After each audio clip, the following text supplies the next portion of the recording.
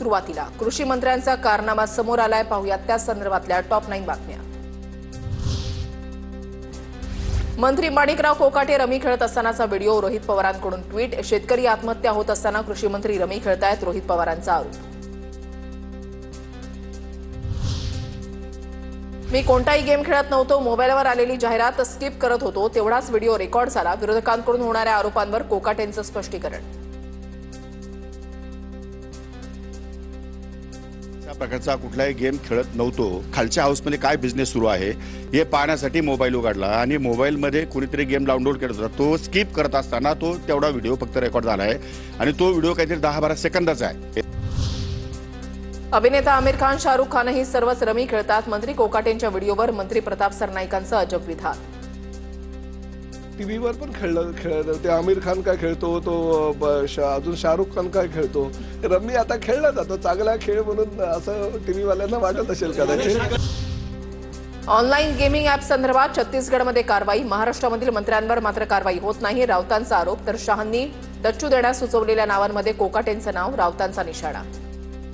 ज्या कृषी मंत्र्यांचं नाव तुम्ही घेताय, माझ्या माहितीप्रमाणे अमित शहा यांनी ज्या 4 मंत्र्यांना डच्चू देण्याचं सुचवलेलं आहे त्याच्यामध्ये त्यांचंही नाव आहे।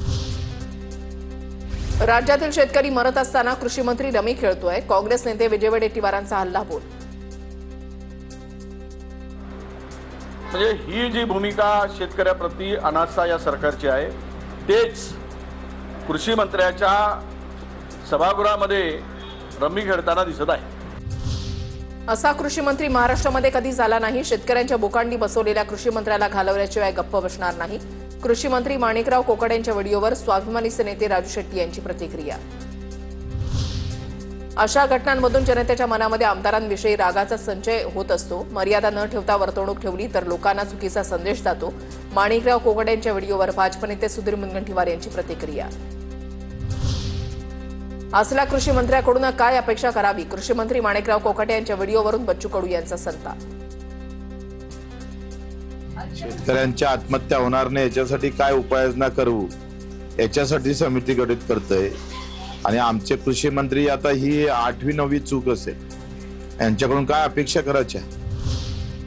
महाराष्ट्राच्या मंत्रिमंडळाची अवस्था येड्याची जत्रा, पेड्याचा पाऊस अशी झाली असल्याची सुषमा अंधारे यांची टीका। अजितदादांना अशी काय अडचण असेल, अशा लोकांना उमेदवाऱ्या द्याव्या लागतात, असाही विचारला सवाल। अशी काय अपरिहार्यता असेल बरं अजितदादांची, शिंदेंची किंवा देवेंद्र फडणवीसांची की त्यांना अशा लोकांना उमेदवाऱ्या द्याव्या लागतात आणि निवडून आल्यावर अशा लोकांची मंत्रिपदावर वर्णी लावावी लागते।